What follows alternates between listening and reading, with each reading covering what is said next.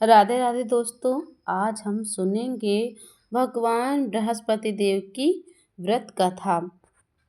प्राचीन काल में एक ब्राह्मण रहता था। वह बहुत निर्धन था। उसके कोई संतान नहीं थी। उसकी पत्नी बहुत मलिनता के साथ रहती थी। वह स्नान ना करती, ना किसी देवता का पूजा पाठ करती थी। इससे ब्राह्मण देवता बड़े दुखी रहते थे। बेचारे बहुत कुछ कहते, किंतु उसका कुछ परिणाम ना निकलता था। भगवान की कृपा से ब्राह्मण के घर में स्त्री की एक कन्या रूपी रत्न पैदा हुई। कन्या बड़ी होने लगी और प्रातः स्नान करके भगवान श्री हरि विष्णु का जाप व बृहस्पति देव का व्रत पूजन पाठ करने लगी।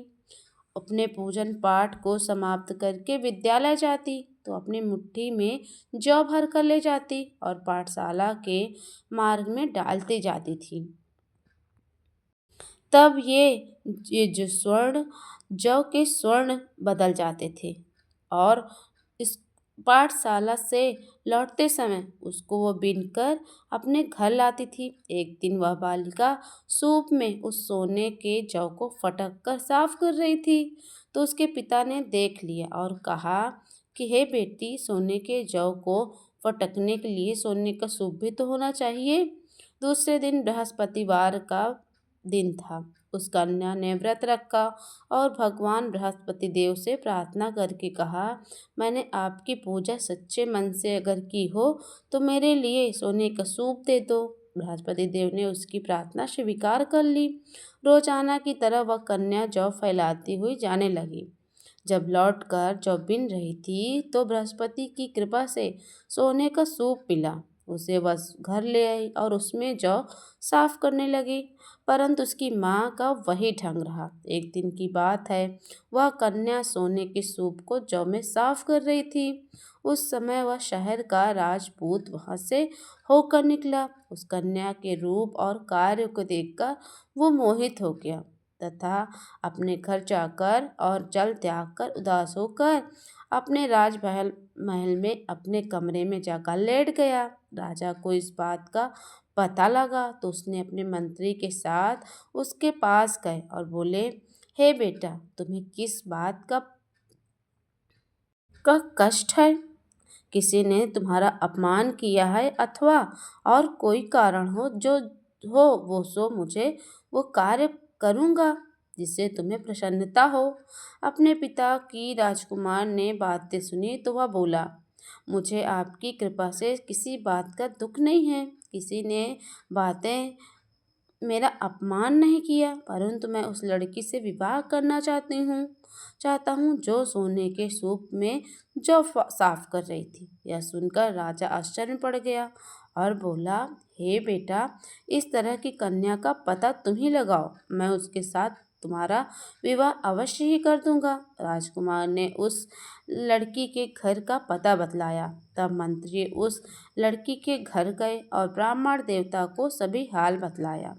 ब्राह्मण देवता राजकुमार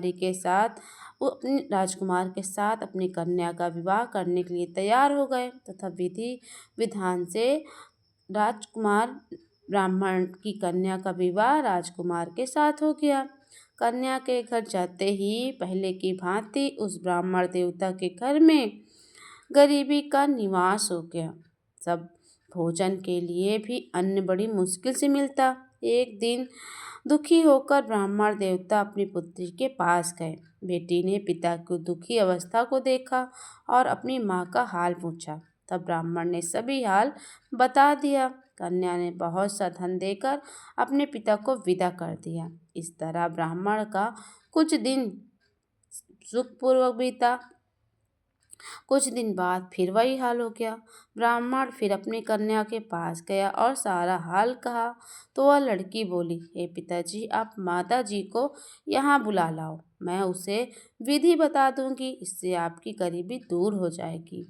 वह ब्राह्मण देवता अपनी स्त्री को साथ लेकर पहुंचा तो उसकी माँ को समझाने लगी, माँ, तुम प्रातःकाल प्रथम स्नान आदि करके भगवान विष्णु का पूजन करो। तो सब दरिद्रता दूर हो जाएगी।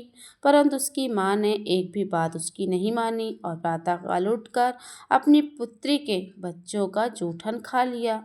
इससे उसकी पुत्री को भी बहुत गुस्सा आया और एक रात कोठरी में सभी सामान निकाल दिया और अपनी माँ को उसमें बंद कर दिया। प्रातःकाल उसे निकाला और स्नान आदि करा के पूजा पाठ कराया। तब उसकी माँ की बुद्धि ठीक हो गई। फिर प्रत्येक बृहस्पति को व्रत करने लगी। इस व्रत के प्रभाव से उसकी माँ बाप बहुत ही सुखी, संपन्न और पुत्रवान हो गए और इस व्रत के प्रभाव से इस लोक के सुखों को भोग के वो वैकुंठ को प्राप्त हुए। तो ये थी बृहस्पति देव की व्रत की कथा।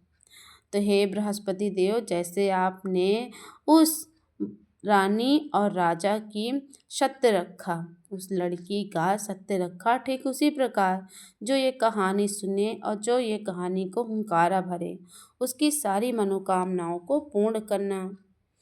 तो बोलो बृहस्पति देव की जय।